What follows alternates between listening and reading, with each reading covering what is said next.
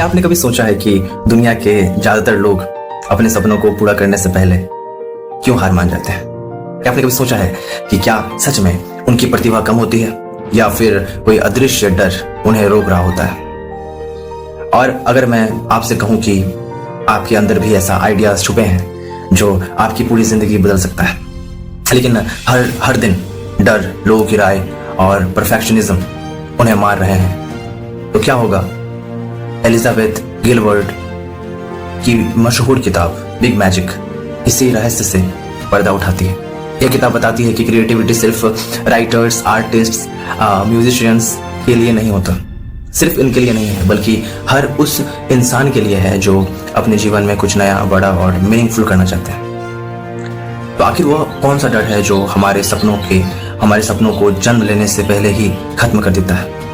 और कैसे क्यूरियोसिटी, करेज और क्रिएटिविटी की मदद से हम एक साधारण जीवन को असाधारण बना सकते हैं? जानने के लिए इस वीडियो को अंत तक जरूर देखिए, क्योंकि हो सकता है कि इस किताब का एक विचार आपकी पूरी जिंदगी और आपकी जो मनसा है, आपकी सोच है, वो बदल के रख दे। ये किताब का नाम है creative living beyond fear by Elizabeth Gilbert. Right, ये बहुत ही शानदार किताब है। मैं तो ये कहूंगा कि आप ये किताब पढ़ो। राइट, ये इसका नाम है बिग मैजिक। एक प्रेरणादायक और एक ऐसा विचार जो इस पुस्तक में दिया जाता है, जो कि क्रिएटिविटी का है, करेज का है, सेल्फ एक्सप्रेशन का है और फियरलेस लिविंग के बारे में बात करती है ये किताब। तो एलिजाबेथ गिलबर्ट का मानना है कि क्रिएटिविटी केवल राइटर्स, आर्टिस्ट और म्यूजिशियंस के अंदर नहीं है, ही सिर्फ नहीं है, हर इंसान के अंदर एक क्रिएटिव साइड होता है जिसे अक्सर डर, असफलता और लोगों की राय दबा देती है। यह पुस्तक सिखाती है कि कैसे हम अपने डर, फियर के बावजूद अपने आइडियाज, ड्रीम और क्यूरियोसिटी का पीछा कर सकते हैं और एक अधिक मीनिंगफुल लाइफ जी सकते हैं। तो इसका जो कोर कंसेप्ट है, जो बुक का जो कोर मैसेज है, वो क्या है? A creative life is an amplified life. It's a bigger life, you know, a happier life and a more interesting life. Right, अर्थात जब हम अपनी क्रिएटिविटी को अपनाते हैं तो हमारा जीवन अधिक रोमांचक, संतोषजनक और अर्थपूर्ण बन जाता है। तो एलिजाबेथ गिलबर्ट का जो मुख्य संदेश है, जो मैसेज है, वो क्या है? कि फियर को साथ लेकर चलो। जो फियर होता है, जो डर होता है, उसको साथ लेकर चलो, लेकिन उसे अपनी लाइफ में, अपनी जिंदगी में, अपनी लाइफ की, अपनी जिंदगी की स्टीयरिंग व्हील मत पकड़ने दो। राइट, फर्स्ट पॉइंट है इसका कि फियर को एक्सेप्ट करें लेकिन कंट्रोल मत करने दें। फियर को एक्सेप्ट करें लेकिन उसे कंट्रोल मत करने दें, मतलब कि फियर को अपनी जिंदगी में डोमिनेट मत होने दीजिए, क्योंकि अगर फियर आपके जिंदगी में डोमिनेट हो गया तो शायद वो फियर ही आपको बांध के रख देगा। हर व्यक्ति को कुछ नया शुरू करते समय डर लगता है। कोई भी व्यक्ति जब कुछ नया शुरू करता है ना, तो उससे पहले उसको बहुत डर लगता है कि पता नहीं हो पाएगा कि नहीं हो पाएगा, क्या करे क्या ना करे, ये सही रहेगा या ना रहेगा, कुछ समझ नहीं आ रहा। डर हो सकता है फेल्योर का, रिजेक्शन का, क्रिटिसिज्म्स का, जजमेंट का, लेकिन लेखिका कहती है कि फियर का होना सामान्य है। It's totally normal, you know. अगर आपके अंदर फियर है, कोई डर है किसी चीज का, तो कोई भी चीज स्टार्ट करने से पहले एक डर होता ही है। लाइट चला गया, ओके, तो सामान्य, तो ये सामान्य है ना, ये नॉर्मल है। समस्या तब होती है जब हम डर को अपने डिसीजंस का मालिक बना देते हैं। जब हम डर को डिसीजंस का मालिक बना देते हैं, जो हम निर्णय लेते हैं वो निर्णय का मालिक अगर बना देते हैं, तो दिक्कत होती है ना। याद रखने की चीज क्या है कि फियर आपके साथ यात्रा कर सकता है। जो फियर है वो आपके साथ यात्रा कर सकता है। कहने का मतलब क्या हुआ? जो डर है वो आपकी जिंदगी में कहीं ना कहीं रहेगा ही, लेकिन फियर आपकी लाइफ ड्राइव नहीं कर सकता, है ना। आपके लाइफ को जो डर है वो चला नहीं सकता। साहस, जिसको कहते हैं करेज, का मतलब डर का खत्म होना ही नहीं, बल्कि डर के बावजूद आगे बढ़ना है ना। जो साहस है का मतलब क्या है? डर का खत्म होना नहीं होता, बल्कि साहस का मतलब क्या होता है कि बल्कि डर के बावजूद आगे बढ़ना होता है। दूसरा पॉइंट है क्यूरियोसिटी पैशन से ज्यादा पावरफुल है। जो क्यूरियोसिटी है वो पैशन से ज्यादा पावरफुल है। आजकल लोग अक्सर कहते हैं that find your passion, find your passion, find your passion, लेकिन एलिजाबेथ गिलबर्ट का मानना है कि हर किसी के पास शुरुआत से कोई बड़ा पैशन नहीं होता। इसलिए पैशन खोजने का दबाव में इसलिए जो पैशन जो है वो खोजने के दबाव में आने की बजाय फॉलो योर क्यूरियोसिटी। जहां आपकी क्यूरियोसिटी है वहीं से जो है आपका पैशन डेवलप होता है, बनता है। अगर हमारे अंदर क्यूरियोसिटी ही ना हो तो हम कभी पैशन को ढूंढ ही नहीं पाएंगे, क्योंकि पैशन बिल्ड होता कैसे, सबसे पहले बात तो ये समझना होगा कि पैशन आखिर बिल्ड होता कैसे। जब तक हम क्यूरियस ना हो किसी चीज को लेके, जब तक हमारे अंदर क्यूरियोसिटी ना हो, तब तक ये पॉसिबल ही नहीं है कि वो पैशन डेवलप हो पाएगा या पैशन का रूप हम उसको कभी दे पाएंगे। Is it possible? It's not possible. So जो चीज आपको इंटरेस्टिंग लगती है उसे एक्सप्लोर करना शुरू करें। छोटी छोटी क्यूरियोसिटीज धीरे धीरे बड़े अपॉर्चुनिटीज और डिस्कवरीज तक ले जाती है ना।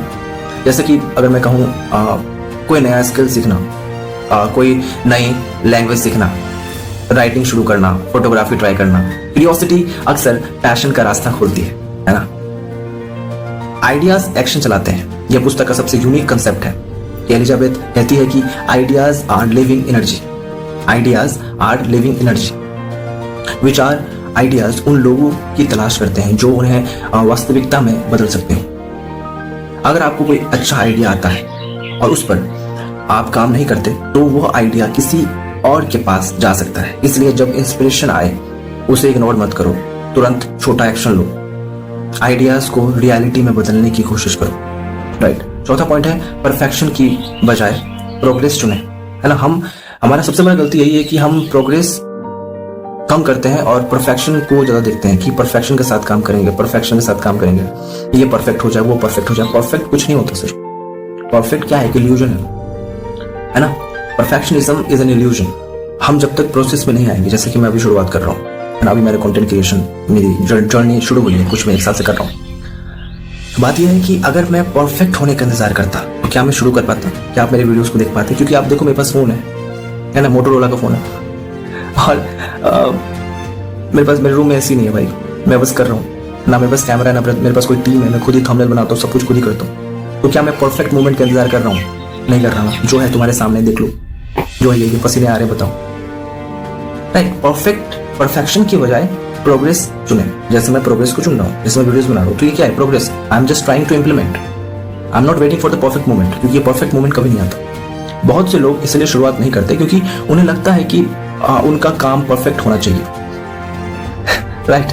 आप देख सकते हो, लेकिन लेखिका कहती है कि done is better than perfect, done is better than perfect. Perfectionism अक्सर क्रिएटिविटी का सबसे बड़ा एनिमी बन जाता है। राइट। क्योंकि लोग शुरू करते हैं, लेकिन क्योंकि बात ऐसा है कि लोग शुरू नहीं करते, शुरू करते हैं तो पब्लिश नहीं कर पाते, पब्लिश करते हैं तो लगातार सुधार करते रहते हैं। राइट। इसलिए परफेक्ट मोमेंट का इंतजार मत कीजिए। Start now, improve later. Right. Start now, improve later.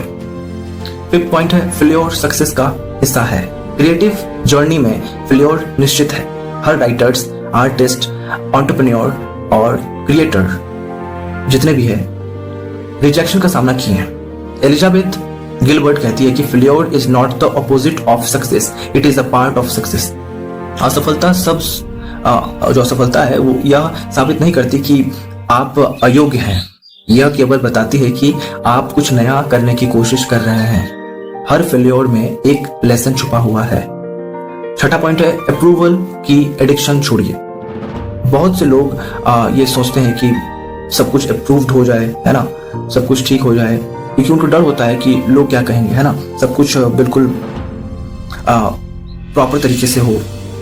Right. तो उनको क्योंकि डर होता है कि लोग क्या कहेंगे। लेकिन अगर आपकी खुशी केवल दूसरों की अप्रूवल, अगर आपकी खुशी किसी दूसरे की अप्रूवल पर निर्भर करता है, डिपेंड करता है, तो आप कभी क्रिएटिव फ्रीडम को महसूस नहीं कर पाएंगे, है ना।